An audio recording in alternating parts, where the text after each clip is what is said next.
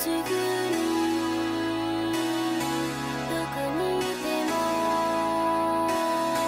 待ってほしい青空を見ている私ひまわりのような咲き出し夏になりピカピカの太陽元気いっぱい笑顔の魔法青空を見ている私ひまわりのような咲き出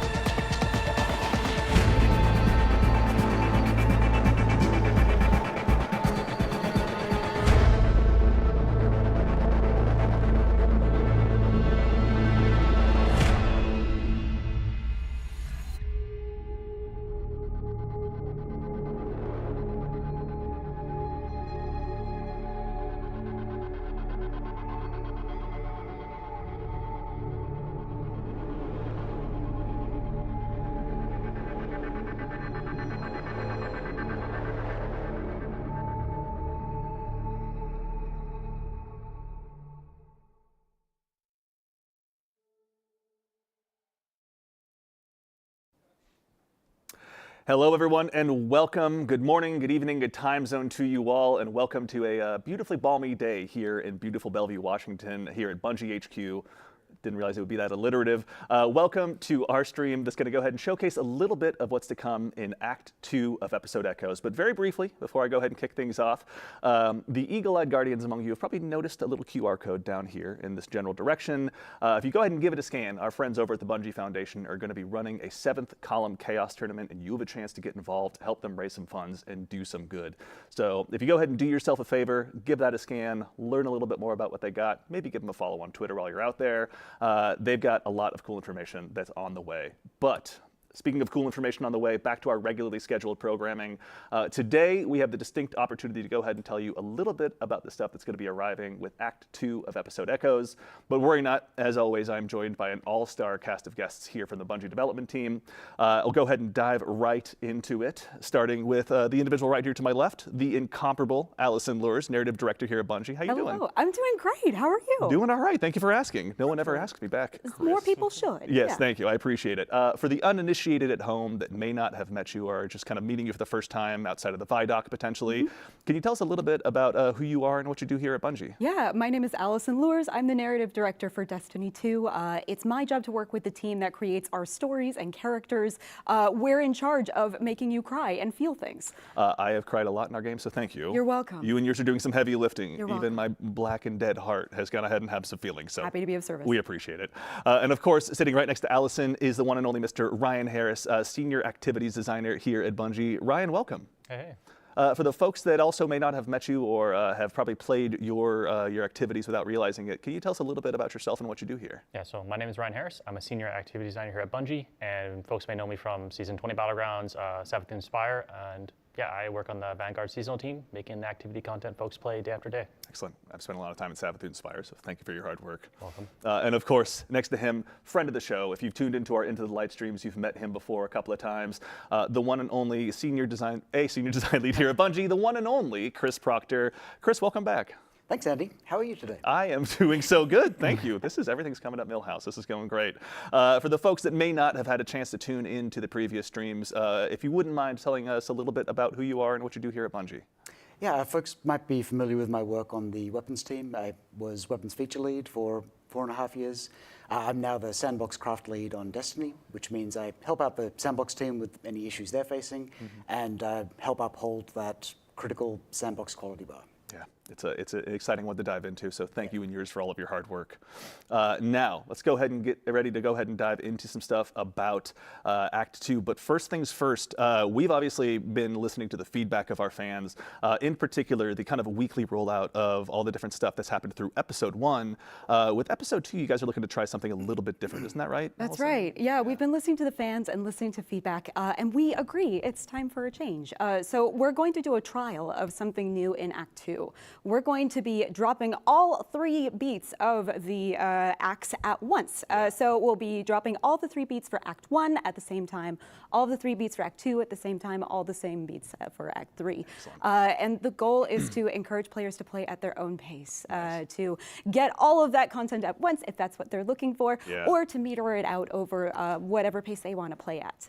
But yeah, so we're going to give it a shot in Episode 2. Excellent. That's right. Yeah. See how it goes over. Yes, definitely. And to that same end, when Episode 2, I did it too, rolls around, make sure and let us know what you guys think. But whether you're a Netflix-style binger like myself, or you want to go to the comic book store each week to go ahead and pick up the new issue, there's going to be a chance to dive in no matter how you want. However you want to experience it, it's up for you. But make sure to read it. More about it is going to be in the TWID this week. Excellent. Okay. Make sure and tune in. We'll have plenty more information on the way.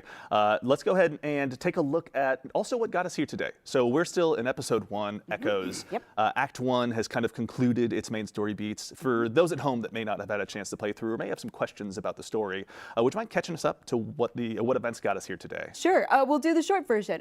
Great news. The witness is dead. We did it. We did it. Yay. And the episodes are all about the consequences of where we killed the witness and how. So when we killed the witness, all of that darkness, all of that memory, all of that energy collided with the light of the traveler. And so all of the memories that were inside of the witness, which is not necessarily exclusively the precursor beings that are inside of it, collided with the light of the traveler and made matter out of those memories. We call those echoes. And one of them launched out towards Nessus. And so we followed it to try and investigate, see what this thing is. And when we got there, we managed to reunite with Failsafe, who you left. You abandoned her. She's okay with I do this feel because personally she's responsible. chill, Okay. just so you know. Thank Yeah. goodness. Thank you. She's very happy to see us. We're happy to see her. And we're happy to see her. Yeah. So we've been exploring through Nessus, and initially things are pretty fun. What a fun, cool, lighthearted adventure. Yeah. Nothing bad's going to happen. Of course not. Of course not. Fail-safes around. And the act ends with getting a little tease of like, oh wait, this isn't going to be a strictly lighthearted adventure. Saint gets kidnapped, more than kidnapped, kind of body controlled away from the rest of the group. And as he's taken away, this being called the Conductor is interrogating him and demanding to kind of understand whether or not you are real, like whether Saint is the real Saint or not. It's unnerving and kind of weird, and the vibes are only going to get darker from there. Even better. Given that Saint has a rich history with effects, I'm sure everything is just going to go nice and peachy keen. Absolutely, Easy. yeah. Nothing bad. No, of course not. And so now that we've washed away that veneer of everything's going to go great, Act 2 now is arriving as well. Now, there's plenty of stuff for folks to dive into, but as we go ahead and kick things off here with Act 2, can you give us a little bit of a tease of what we're going to be checking out? Yeah, what Saint heard when he was being kind of controlled really got to his head. We are going to be watching him wrestle with some questions that he's never asked himself before. Yeah. And as we are trying to understand more about this Conductor that he has encountered, we are also going to be going back and revisiting one of Destiny's most storied locations very briefly. So the lore hounds out there are going to have a chance to feast. They're going to have a delicious time. Excellent. Bife, you're welcome. I don't know if this will warrant another 10 hours, but we'll leave that up to you. I got you, Boo. Perfect. Okay. And now that gives us the structure for what we're about to dive into, but we have now the new activity that'll be arriving as well. We're going to go ahead. We have some gameplay here to go ahead and dive into with the Echo Battlegrounds, the new 3-player activity. Ryan, do you mind kind of telling us a little bit about what we're going to be checking out here today? Absolutely. Yeah. So we'll be taking a look at one of the 3 battlegrounds that players will be engaging with this act. So the first battleground here starts in the Cistern, the Wall of Flames, on Nessus, of course, and players will be running through the Wall of Flames, checking out what's going on here as the Fallen have kind of like started hanging out and investigating the well for themselves. Yeah. So players really here like noticing that the radial area of this lake has been drained. A lot of the area is kind of like revamped and like regenerated itself to something new. And players will be looking at the story of like, where is this radial area going? Where is it flowing through? So for Battleground 1, you're kind of like finding out and like locating where all this radial area is going to. Yeah. Battleground 2, you're seeing the actual flow and direction of all the radial area to the center of Nessus. And Battleground 3, you're actually seeing like where it's being directed to. So it's really trying to tell that story about the journey to the center of Nessus. Very exciting, yeah. So they all kind of have a way of interconnecting with each other as well. Also, I mean, I'd be remiss if I didn't ask. Obviously, the Vex have been our primary antagonist through this, but the entrance here is being guarded by a pretty heavy contingent of Fallen. Who are these Fallen and what are they trying to do here? Yeah, I can give a relatively boring answer, but I believe Allison can give a much better one. Thanks. Yeah, the Fallen are here because they're after the Echo too. We want to think of these Echoes as kind of an arms race. Yeah. In the absence of the Witness, there's a giant power vacuum that has formed where there's no one in charge who's going to come out and take it on top. Yeah. So the Fallen are here. They're chasing down the Echo as well, and they're encountering the same thing that we are in that the Vex aren't really acting like the Vex normally do here. Yeah. We're seeing some Vex start to act less like a collective and more like individuals. There's one really fun lore tab where one of them waves at us. Yeah. So we're encountering mostly Vex, but yeah, also Fallen are here too. It's cool to see the Vex undergo such a change. Like they've been more, I think you were saying like individualistic in kind of a weird way, which is like the one thing the Vex don't do. Yeah. It's the one thing that they don't do, Yeah. which is why it's super weird that they're doing it here. And yeah, in Act 2, we're going to be able to see a little bit more of why they're specifically doing that. Very exciting. Awesome. Plenty to dive into. And also, with these battlegrounds as well, Ryan, I know we were talking a bit before the show, but it seems like the main goal here was just for you guys to push yourselves, to really push the boundaries of what battlegrounds have been. Can you tell us a little bit about what you were trying to accomplish with this new set of battlegrounds in Act 2? Yeah, so for this set of battlegrounds, it's definitely our latest and greatest iteration of battlegrounds. As folks know, battlegrounds consist of 2 encounters and a final boss encounter. So throughout the years, we kind of iterated on what a battleground is and how closely it resembles a strike. And this set of battlegrounds, I really wanted to push it to be like, what is a battleground and what is a strike? I wanted to be almost one of the same. So with these battlegrounds and stuff, I wanted players to, well, of course, have enough enemies on screen to slay out at all times. Yeah. We're definitely pushing the combatant counts in these battlegrounds as high as possible, in some ranges of 40 enemies at a time on screen, which is quite a lot. But Plenty for us to go ahead and check out.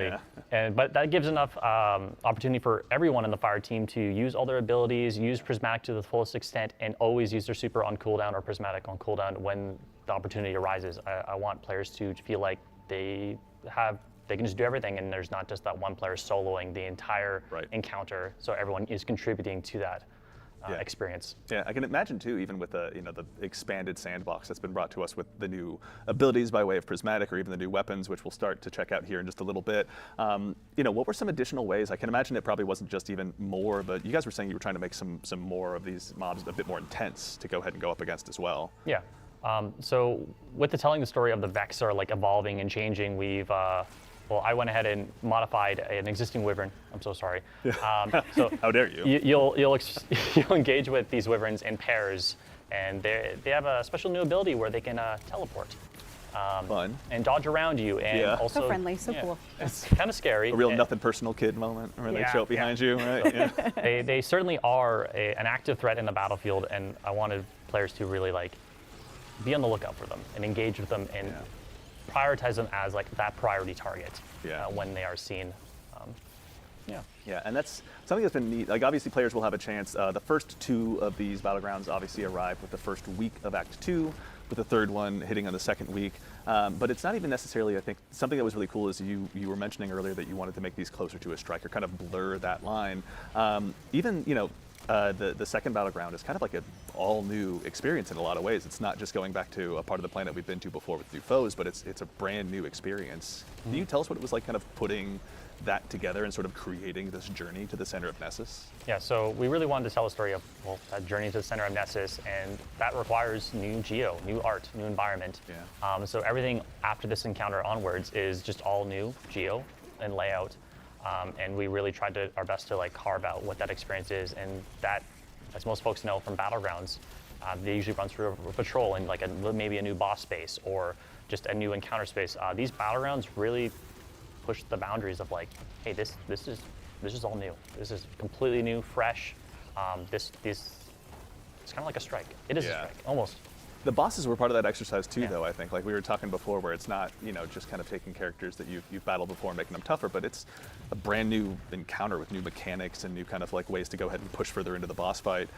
That's the most broad strokes way I can describe it, but obviously, as the man who designed it, can you tell us a little bit more about creating these new boss experiences as well for players during this act? Yeah, so one thing, back to what players know from Battlegrounds is when someone plays a Battleground, they come in groups of 3 or 4, players are I know what to expect from this boss encounter. It's usually the same but similar boss encounters. Right. But for these Battlegrounds, they're all unique bosses. They're all different. They're all challenging in their own ways, and they're just very different, very different from one another. So that was the experience we're trying to hit here. Is players, when they jump into a Battleground, it's not going to be the same.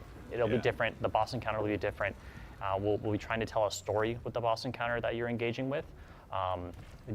Doling out immunity gates and engagements in that boss encounter in different ways, be it with just telling a story while you're engaging the boss, or a damage window, or just no damage immunities at all, where the player is just engaging with a boss that has the largest health pool I've placed on a boss ever. Maybe. Yeah. For now. See. Plenty of chances to go ahead and test out those still hunt accuracy, or each individual's accuracy with still hunt, rather, I should say. I say that because I keep a shotgun on me for a very good reason. But no, there's obviously a ton of stuff to check out in that regard, but I think I'd be remiss if we didn't also talk a bit more kind of about what we're seeing on screen in some way. Is Chris, we've got some new weapons that are going to be arriving with this act as well. If you wouldn't mind, can you tell us a little bit more about kind of maybe even this one we're seeing here on screen? This is one of the new ones as well, isn't it? Yeah, this is the Aberrant Action Solar Rocket-Assisted Frame Sidearm. Or rocket sidearms. You love to hear it. Yeah, the first solar rocket sidearm, and it's a banger. Yeah. The role that we're showing here is Heal Clip Incandescent, which is probably, it synergizes super well with Solar Subclass. Yeah, here we It's go. definitely the one that does that the best. Just to say it, the art for these weapons is awesome. Like the weapons art team knocked it out of the park. This one in particular has some nice touches when you aim down sights with it. Yeah. Like cool little animation there. It's pretty neat. It's going to be addictive, honestly. Got a very Vex Mythoclast feel to it, honestly. There are some other like interesting perk combos on this as well. So I'm particularly fond of Pugilist and Demolitionist. Yeah. As you get kills so fast with these rocket sidearms that regenerating your ability energy as you're doing that keeps you armed to the teeth at all times. Yeah, never hurts. In addition to that, we've also got a new arc heavy burst pulse rifle, if I remember correctly. Yeah, that's right. Yeah. The Corasian arc heavy burst pulse rifle. Yeah. Another one in this seasonal set. And yeah, this is we introduced this subfamily with Final Shape, and this is the third one of these. The role that we've got here, high impact reserve is left column, also always very good, and Volt Shot right column. That's pretty strong. I would also look at getting Frenzy right column. Because high impact reserves is great, but doesn't give you any stats. So having Frenzy gives you a bit of damage and those stats as well, and very high uptime. Really great. Yeah, I can imagine too in the era where pulse rifles are living through their anti-barrier era as well. It's probably not too bad to have one with that many stacked perks on it. Frankly, like I can see Volt Shot doing a lot of untold damage just behind enemy lines pretty rapidly with that guy. It's pretty juiced in PvP as well. Definitely Yeah. to pick up. Ooh, good point. Yeah. Headseeker fans rejoice. Potentially. And then in addition to that, an old favorite is going to be making its return. Saint's tried and true favorite shotgun. Perfect Paradox is coming back as well from Season to Dawn. Yeah, Perfect Paradox is back, along with a bunch of other Dawn weapons. This is the one we're dropping in this act. And yeah, all of the perks that you know and love from the original, plus a bunch of new ones, plus the new Origin trait, Cast No Shadows, which if you're doing a melee build, just synergizes really nicely with it. So, Threat Detector left column, and then Trench Barrel if you're just doing damage with weapon, or 1-2 punch if you're doing a melee build. Yeah, it's a ton of fun and fits in really well with the rest of Saint's arsenal this year. We combination blow hunters are about to have a very good time. I can already tell, honestly, as if we weren't already.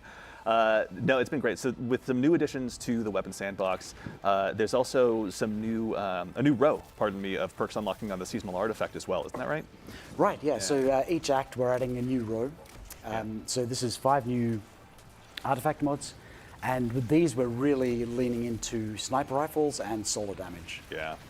So we'll bring this up in a second. Oh yeah, the fire team here obviously is a little bit of their hands full, and also everyone in chat, please give a shout out to Peyton, Mitch, and Justin here, who are doing the proverbial heavy lifting, carrying us through this activity as well. Yeah, absolutely. So anti-barrier sniper is coming back. Personal favorite. Love this artifact mod. There's been a lot of buzz about that, I think, when everyone saw it on the on the new seasonal artifact. Yep, it makes it really easy to deal with barrier champions, and like you can also go through phalanx shields, all sorts of shields. So it's very, very. I was so bad for the Hive Knights that set up so defiant with their shield, and I'm like, I'm really sorry, but this is not going to go well for you. Yeah, and then scavenger mods, so you can keep those special ammo sniper rifles fed. Moving on, incendiary rifle rounds. Yeah, so if you've got a solar sniper rifle, and I can think of a couple, we've seen Whisper of the Worm here, but there's also Still Hunt. This really juices those. You're scorching targets with this artifact mod, and then if we move on to the next one, once you build up enough scorch stacks and you have that ignition, it will do increased damage in a higher radius. Super, super strong. And not only that, but we're adding this other artifact mod for sniper rifles, which increases damage with every precision hit. So if you're landing like crit after crit on a boss with Whisper or Still Hunt or your favorite legendary solar sniper rifle, you're going to be, the damage output is going to be real. Let's just say, Whisper of the Worm mains are just going to be feasting. Oh yeah. Your next excision run is about to be just a symphony of Whispers of the Worm, honestly, which is not a bad way to spend some time. Also, this is, as I was looking through kind of the additional buffs that were going to be added, so with the arrival of Act 2, obviously Solstice will be a part of that. And we'll touch on that a little bit later here in the stream. But with the arrival of Solstice, you guys are also working on a new balance update as well. Covers weapons, covers armor, covers abilities. I'm going to go ahead and kick off with perhaps an update that's very near and dear to my heart. As a Dead Man's Tale main, the Tex Scout rifles are getting a pretty solid PvE buff across the board. Is that right? Yeah, we've seen that the legendary and exotic aggressive scout rifles have been lagging a bit behind in damage output in PvE. So we're bumping that by 30%, which puts them like just ahead of the current leaders for scout rifle damage output. Yeah. They're a ton of fun. Like they hit really hard. I can't wait. Yeah. I'm so excited. Not only because I just like hip firing guys from across the map, but I gotta tell you, I'm looking for any excuse I can to keep dusting off Dead Man's Tail. Yeah. Fighting Lion has taken its place recently, but just as a temporary thing. It's okay. We Also, have a fun seasonal aggressive scout rifle, which you should keep an eye out for. yes, that's right. Yeah, I haven't spent as much time with that as I ought to, honestly. I've been mostly hanging out with Lost Signal, speaking of Fighting Lion. But this isn't time for Andy to share his loadouts necessarily.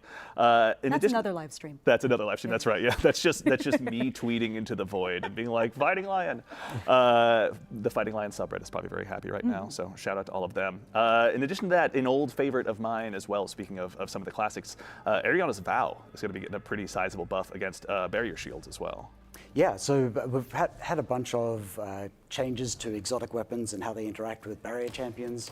And Ariana's Vow fell a bit behind, so we've bumped its damage substantially. It's 67%. This means that in most difficulties, it will break barrier champion shields in 2 shots, which makes its ammo economy like much more valuable. Right. And it had a pretty big rework recently. This just makes it that much stronger. Yeah. Always a good time to go ahead and have that sitting on your hip, honestly. We've got some other weapon buffs. Any in particular that you wanted to speak to while we were here? Obviously, all this will arrive on Bungie.net later, but as long as we got you here, I'd love to hear if you got any more on your mind that you'd love to speak to. Yeah, with the sniper rifle focus in this act, we really wanted to improve their ease of use a bit more in PvE.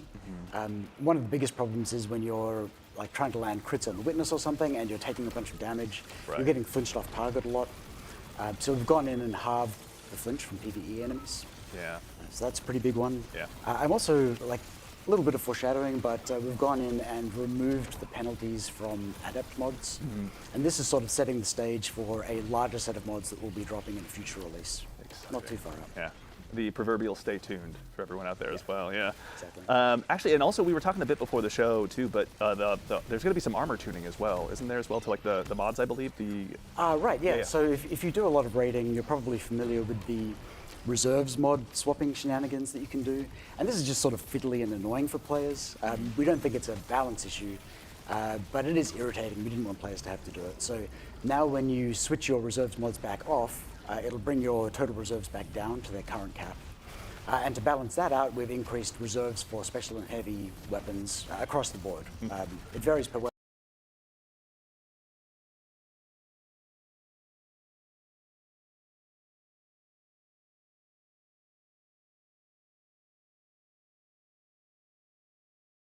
We've reduced their cost by 1. You'll note that where some of the discounted mods from the artifact like already reduced that to 1, so this would bring it down to 0. Oh, really? It's a pretty big change. Very nice. All right. So build crafters, you've all been made aware. Now's a chance to start tweaking those variables in your spreadsheets across the board. Very exciting. Okay.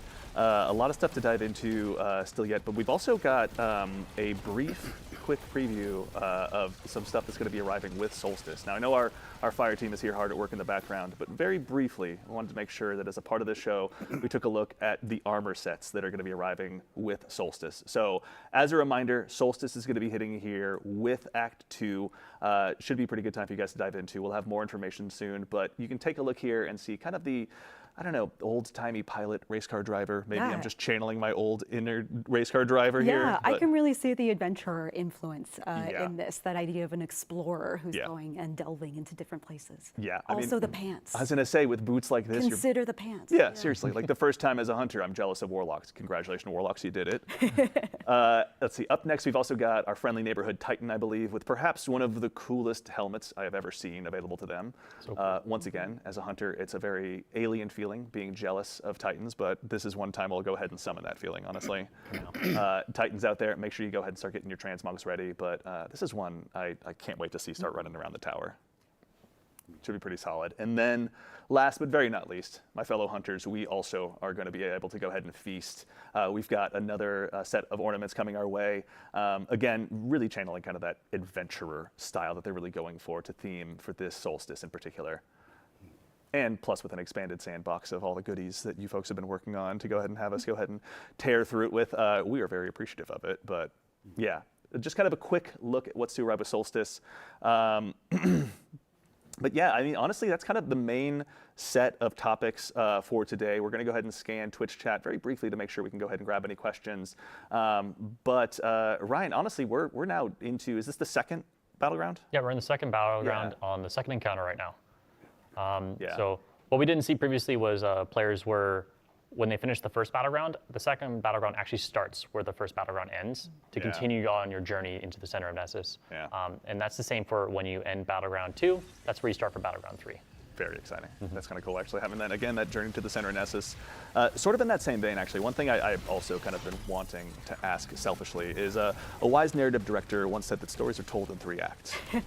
Could you tell us a little bit about what this episodic structure offers you guys? Like, what are you able to try that's different? So humans like stories that have shapes, right? Right. When we think of a story where you're kind of like in the same place, like doing the same thing, like sometimes we want to make sure that our stories feel like they have shape and momentum to them.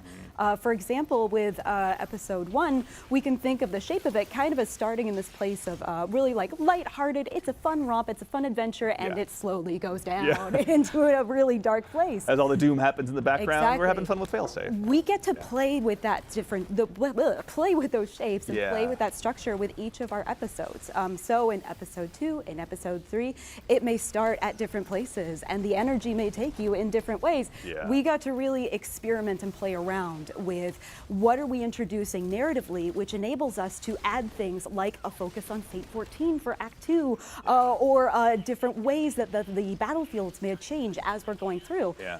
Humans like stories that have shape to them, and that's what a really well-defined act structure allows us to do. Yeah. It's exciting to see, honestly, as we've just getting started here in Echoes and with episode 2 on the way, but we'll talk more about that at a later date. Worry not. We've got plenty to dive into with Act 2 right in front of us. But as far as my agenda goes, I think actually we've thankfully hit kind of the primary bulk of the show. Could I touch briefly on the ability stuff? That's Please. Yeah, thank you for this. Yeah. Yeah, we've been monitoring feedback in PvP around prismatic hunters, and particularly the 2 pain points around swarm grenades and threaded spectre. So we're bringing both of those down into line. Yeah. We've also got a couple of PvE changes coming, and this is Titan stuff. It's sort of previewing some Titan changes that are going to come in a future release. Yeah. But we're bumping up the damage of the supers, Twilight Arsenal, and Hammer of Soul. So those should both be a lot more competitive. That's right, yeah. Hammer of Soul Titans rejoice. Also, I selfishly like grabbing that axe from Twilight Arsenal, so if those could keep existing, I'd be a very happy camper. Yeah. Also, we got a question from chat. Freeboop asks, probably one for you, Chris. Are you guys still evaluating the interactions of the combo on Edge Transit, or will you swap from Envious Assassin to Cascade Point and a 24 magazine while you still have Cascade Point? Yeah, so we mentioned a few weeks back that we're going to be adjusting that.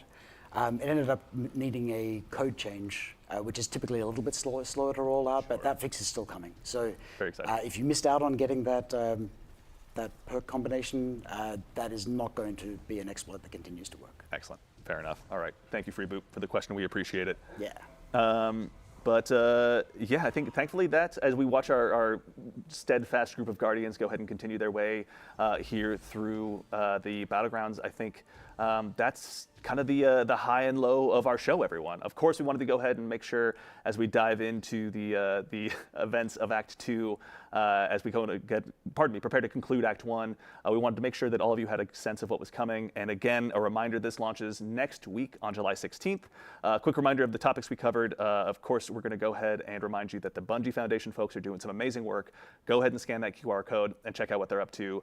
Otherwise, Act 2 arrives next week. With it, you'll have these 3 new Battlegrounds, 2 launching with the first week, the 3rd arriving on the 2nd week, new weapons joining the Sandbox, new artifact mods for you to go ahead and unlock, and of course, Solstice will be joining us later on into the act.